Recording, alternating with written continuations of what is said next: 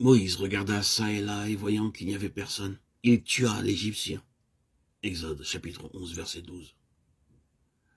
Est-ce là une façon de faire, digne de Dieu? Ceci est-il compatible avec la vocation céleste? Oh, certes non. Lorsque l'Éternel fit sortir Israël hors d'Égypte, ce fut à bras étendus et avec puissance, de sorte que les Égyptiens, se prosternant devant Moïse, le supplièrent de s'éloigner. Gardons-nous de supposer que Dieu peut être dans l'action douteuse, celle qui oblige à ses regards inquiets à droite et à gauche, ni en quoi que ce soit qui ne supporte point l'éclatante lumière de sa présence. Lumière transparente comme le cristal. Attention aux moyens employés pour obtenir de l'argent pour les œuvres. Attention aux moyens employés pour gagner des âmes. Moïse eut certainement le sentiment d'avoir mal agi. Nous pouvons facilement supposer qu'il ne goûta point un paisible repos au cours de la nuit qui suivit, et qu'il comprit l'erreur de son acte. Il comprit qu'il ne pourrait point sauver Israël par de semblables moyens. Comme Moïse, nombre d'enfants de Dieu se précipitent tête baissée dans l'action avec leur propre force, leur pensée charnelle, leur propre sagesse. Aussi les âmes restent sous l'esclavage du péché et du monde. Les efforts malheureux de ces ouvriers téméraires qui vont sans avoir été envoyés font songer aux enfants essayant de vider l'océan avec une cuillère. Alors, devant tant de souffrances, tant de péchés, faut-il rester les bras croisés? Demandez-vous peut-être. Oh, certes non. Mais il faut d'abord que la vie soit en harmonie avec la pensée de Dieu. Ensuite, travaillons avec lui, mais jamais sans lui.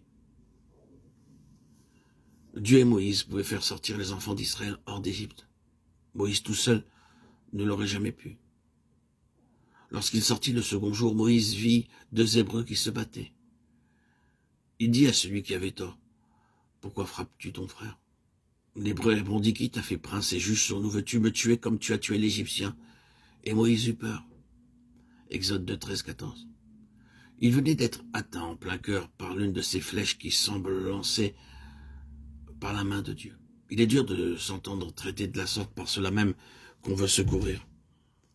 Et cependant, nous devrions rechercher ces rudes vérités plutôt que de les craindre, si nous voulons vraiment soumettre nos vies à celui qui les rendra sans reproche, car nous ne nous voyons pas nous-mêmes. Quiconque ne peut supporter un autre point de vue que le sien n'atteindra point le sommet où, avec Dieu, il verra les choses d'ici-bas comme l'Éternel les voit.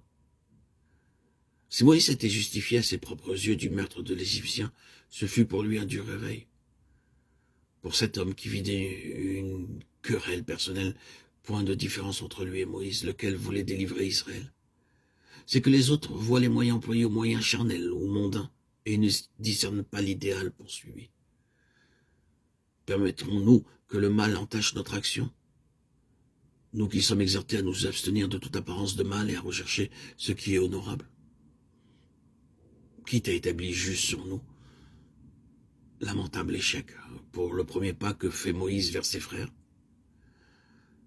Bénissons Dieu pour nos échecs et pour ses rudes réveils. Il vaut mieux qu'ils se produisent au début de la carrière qu'au soir de la vie, et d'avoir vécu jusqu'à la fin dans de vaines illusions sur nous-mêmes et sur les autres. Il vaut mieux avoir ces réveils lors des premiers pas au service de Dieu plutôt que d'arriver devant le tribunal de Christ sans voir accepter la vérité sur soi-même et de perdre la récompense. 1 Corinthiens 3, 15. Moïse effrayé s'enfuit. Il s'enfuit et ne s'arrête qu'à Madian. Le voici désormais étranger, voyageur ici-bas. Du jour au lendemain, quel changement. En son cœur, il avait déjà fait son choix. Dieu réalise suicide de façon inattendue. Le palais égyptien est bien loin. Il n'y a plus qu'un étranger dans le désert. Cette expérience de la vie de Moïse a sa contrepartie dans la nôtre. Seulement ils sont nombreux les enfants de Dieu auxquels il faut des années pour découvrir leur complète impuissance au service du Seigneur. Bien qu'ils sachent qu'on ne les écoute pas et que parfois même les auditeurs leur demandent qui vous a établi juge sur nous. Ne blâmons pas les auditeurs, recherchons plutôt devant Dieu les causes de nos échecs, afin qu'il puisse nous transformer en vaisseaux propres à son usage, en instruments dont il pourra se servir.